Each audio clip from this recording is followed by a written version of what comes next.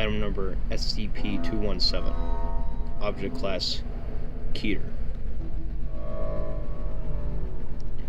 Special Containment Procedures.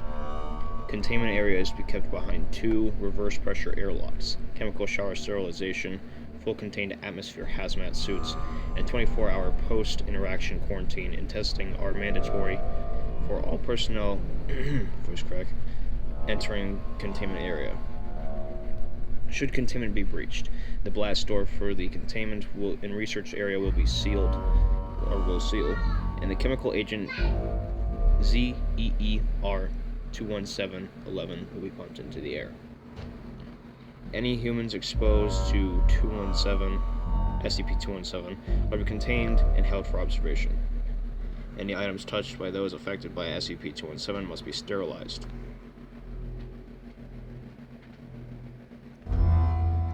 SCP-217 is a virus, incurable by current means, with a rate of infectivity at 100%.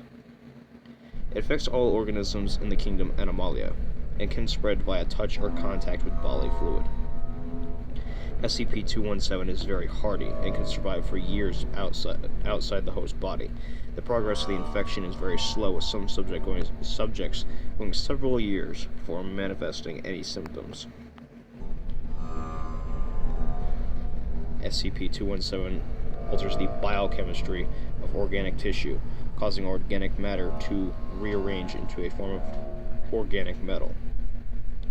The processes involved with this change are not yet fully understood, but the advanced stages are well documented. A subject will begin to turn into a complex arrangement of gears and clockwork, these taking over the former biological functions. Advanced stage infection is reported to be very painful, but earlier stages are oftentimes unnoticed, with only vague feelings of confusion, insomnia, and joint stiffness. Hearts are replaced by gears and small tubes, joints by gear networks, eyes by structures not unlike primitive hand-crank film cameras, etc. SCP-217 shows first on the outside of the body in all creatures except mammals. In mammals, it first converts the internal structure before manifesting outside the body. This can cause those infected to go for very long periods of time without knowing of infection.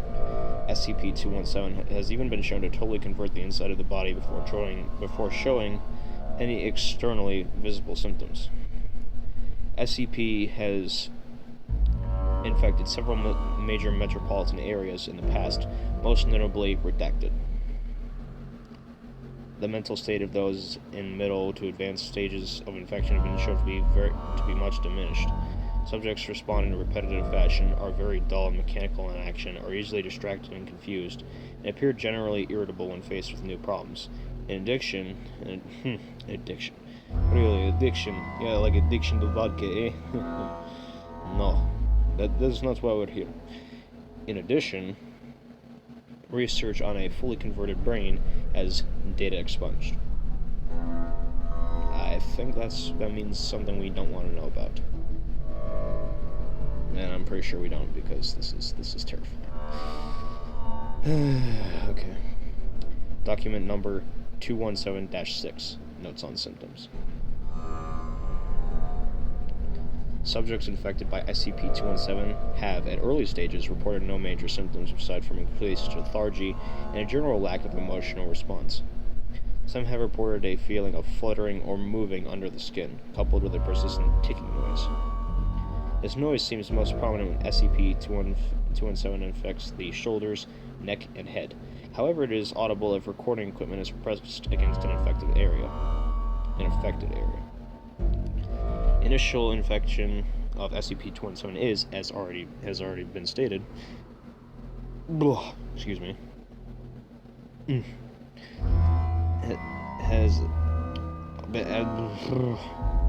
initial infection of SCP-217 has already been stated, almost undetectable.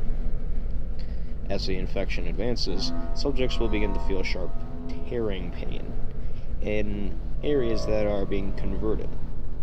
It has been compared to a knife wound or deep muscle tear, and can persist for hours or several days, depending on both the subject and the area affected. The new clockwork organs appear to tear and rip at tissue for a short time, before becoming fully integrated and settling into the surrounding tissue, and this is believed to account for the pain.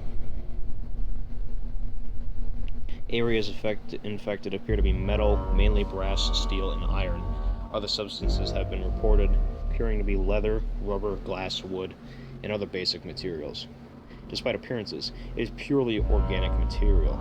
It even carries a subject's DNA. Organs and tissues affected appear more resilient than normal, carrying the same strength and density as the materials they resemble, instead of normal tissue density. Areas damaged repair over time, but is much slower than standard human regeneration.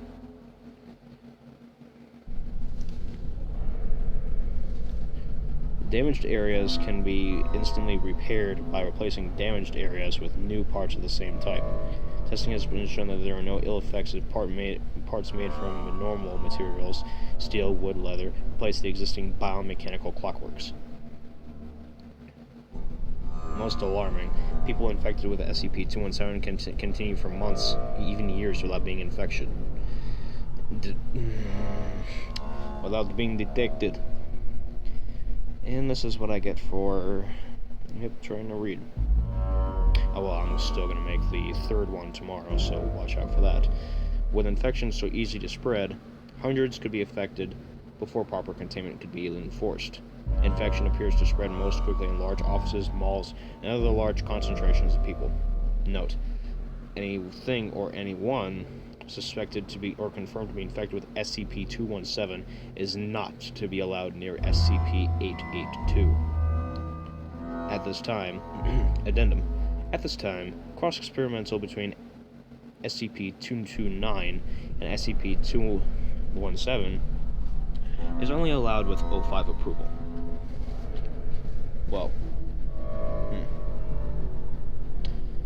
that is quite disturbing.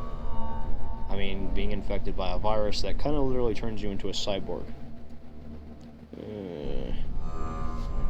I mean, kind of. But at the same time, no.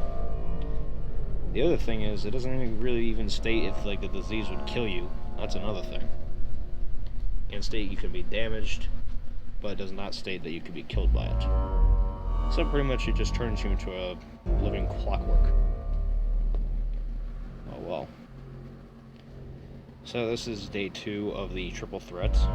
Tomorrow will be the last day, and therefore the last reading for the event. However, there's of course going to be more readings, so perhaps I may do... I'm not sure what I want to do when it gets back to the actual readings instead of the special event. So we'll just have to keep an eye out for whatever I upload. I hope you guys enjoyed day 2 of Triple Threat SCP. And I will see you guys next time. Peace out.